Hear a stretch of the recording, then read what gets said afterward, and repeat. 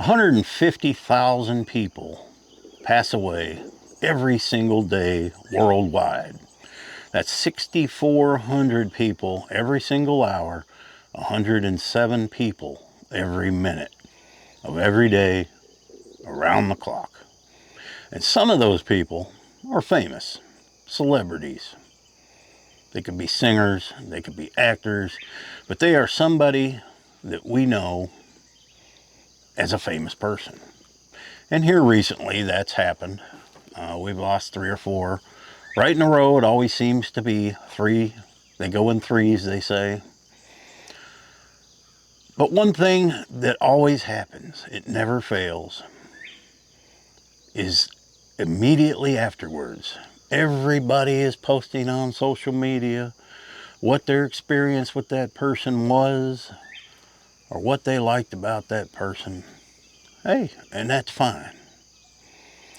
Well, before we get into that, I've lived through quite a few big names, celebrities that have passed on. I remember laying on the floor, and a wasp, don't get around me, red wasp. Remember me and my brothers laying on the floor after school one day, watching Gilligan's Island, and across the bottom of the screen said, Elvis Presley is dead. That's exactly how it said it. And then it kept repeating and repeating and repeating. My little brother, who's a few years younger than me, seen that. Mom! Mom was an Elvis fan. Well, just the year before, me and my father stood in line for what seemed an eternity in Tulsa to get tickets because my mom loved Elvis. It was cold. It was miserable. And I cannot wait in line to this day because of that experience. We didn't get no tickets. My dad ended up buying them off a scalper for 5 times the price. But she got to go to the concert, 1976. A year later, he was gone. Yep. I was listening to the radio one evening, and it come on that John Lennon had been shot. I remember that. Even though Beatles was a bit before my time, I grew up listening to the Beatles. So that was kind of sad. And some of my favorite celebrities that have passed away, Andy Griffith. Who doesn't love Andy Griffith? He was one of my favorites. I could sit and watch Mayberry all day and then start over and watch it again. I've seen every episode probably 50 times or more. Yep. Johnny Cash, one of my favorite singers. Passed away, and this is really cool because at the time I was living in Minnesota and I was working for the St. Paul Pioneer Press, a pretty big paper there. And it just so happened that evening I was man in charge on the crew. We would alternate positions on the entire press. You might be in one position one day and you might be running the crew the next. That particular evening I was running the crew, and the guy that runs the crew gets to put on the front plate, and that was what I got to do, and I saved the plate. I took a bundle of those papers, and it was front page, and I took a bundle of them papers and I hid it in a certain part of a building where nobody would find it. And a few years back, they closed that plant down, and I'm trying to tell somebody where they are, and it was already too late. So somebody got a bundle of the papers we printed when Johnny Cash died. And it was sad, you know. Now, sometimes they go when they're young. They go by tragic means. Sometimes they're very old and they've lived a good life. Gene Hackman, he recently passed this year. I did not particularly like the guy, okay? Sad in the way he went. But I didn't like him, okay? I don't know, maybe it was the roles he played, but you have that actor or that actress you just can't stand. Gene Hackman was one of mine. And I even had a small, very small connection to him. You're going to like this one. One of the first movies Al Pacino was ever in was called Scarface. Or, not Scarface. That wasn't the first. You guys all know that one. It was called Scarecrow. And it was set, I believe, in the very early 70s. And it was filmed in Denver. And it was filmed in the very neighborhood where the Denver Post printing plant was. I also worked for the Denver Post. And just outside the gates of the Denver Post, there was a bar, and it was called Turk's Supper Club. It's since been torn down a few years ago, but it dates back all the way into the 20s, I think even earlier. It was said Al Capone used to frequent the place, and there was actually tunnels underneath. I've been down in that basement and seen it. There were tunnels dug. They were caved in, but they were there during Prohibition. They would sneak the liquor in.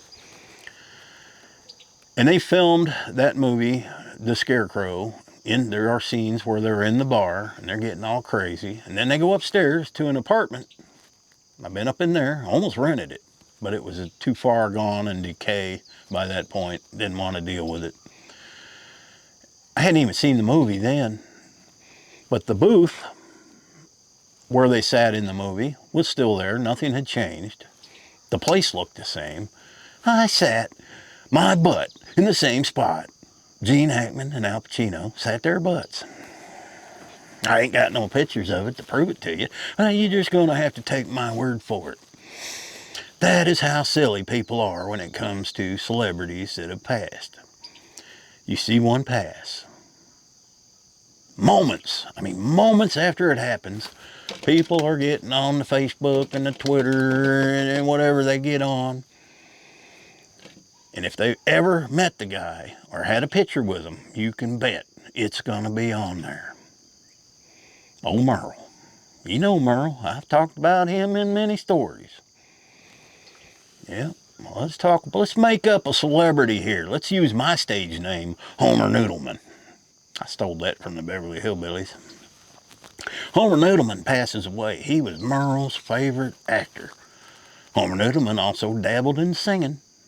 Merle got all his albums. Plays them every day. He's even got the 8 tracks in his truck. Homer Noodleman passes away. Merle is devastated. He gets on social media immediately. But Merle has something he thinks nobody else has. He's got a picture with him and Homer Noodleman, and Homer's got his arm around Merle. Merle's proud of that picture. A couple hours later, Merle gets on there.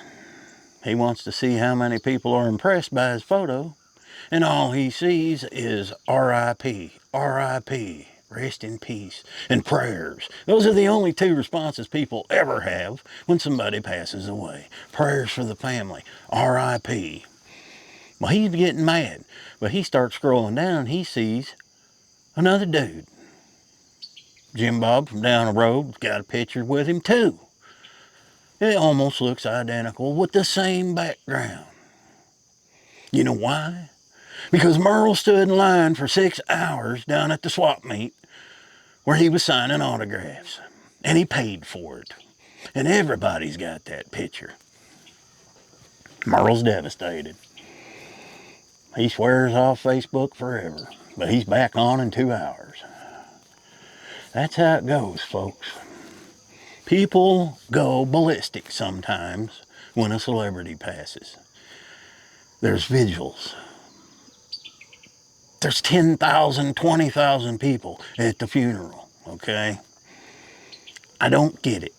I just don't get it. If you've never met or you never knew the person, how could you be, seriously, how could you be that upset about something that happens to every one of us, especially if they lived a long age? How could you be that upset over it? And it's become, I don't know, it kind of reminds me of those people in North Korea, you know, when their leader died, they're all looking. What you don't know is that they are threatened with their lives if they don't act that way. That's what it looks like.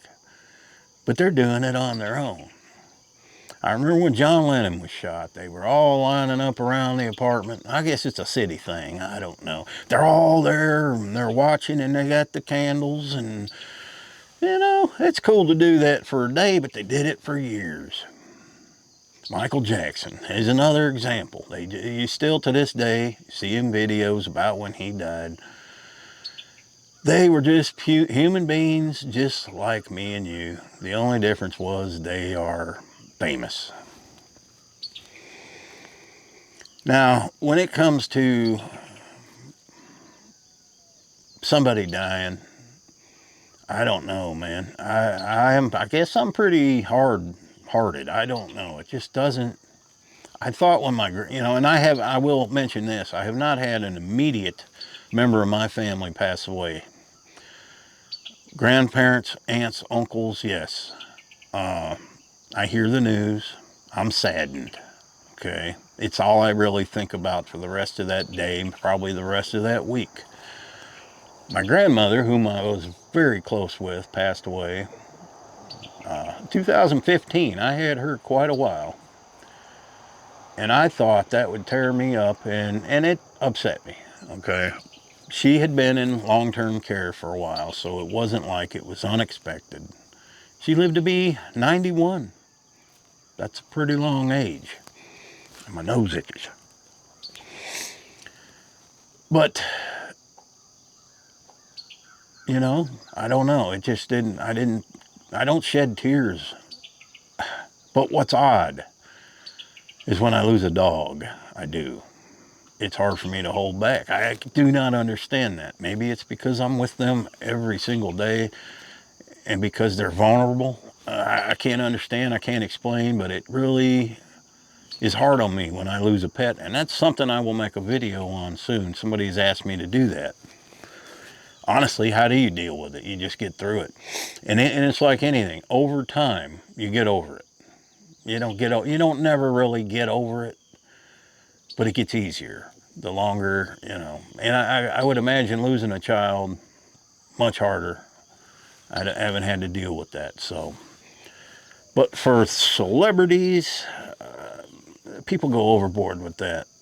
Really do go overboard. They're just people that were in a movie or they were singers. You maybe went to a concert and seen them in person. You might have met that person, but you didn't know that person. Some of them people are complete jerks. You don't know anything about them other than what you see. The fake person that they're portraying, it's a fake person. That's who you see. You don't see the real person. So it's ridiculous to me that people mourn like that. I don't know. You tell me what you think of the comments. What celebrity upsets you the most when they die?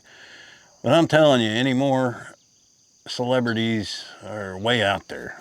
And there's very few that, you know, and I've cut myself off from pretty much movies and TV.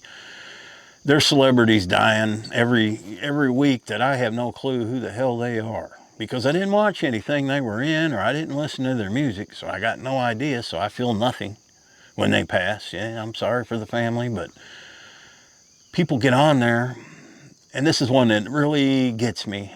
When, you know, anybody that posts on Facebook that they lost somebody, everybody gets on there, prayers for the family, prayers for the family. How many of those people do you think are actually stopping and saying a prayer for the family? It's just something people say because it's awkward. When somebody posts something like that on social media, it's awkward. And you feel like you almost got to, especially, however much you know that person. If you know that person a lot, you have to say something or you're going to seem like a jerk. But what do you say? I try to come up with a funny, if I knew that person that passed away, then I try to come up with a funny situation that me and that person might have been in and tell a little story. I'm not just going to get on there and go, rip, or prayers, you know. Come up with something more original than that. But that's just how it is. I mean, it's so predictable nowadays. So, well, that's my take on it. So, what's yours? Thanks for watching. Happy trails.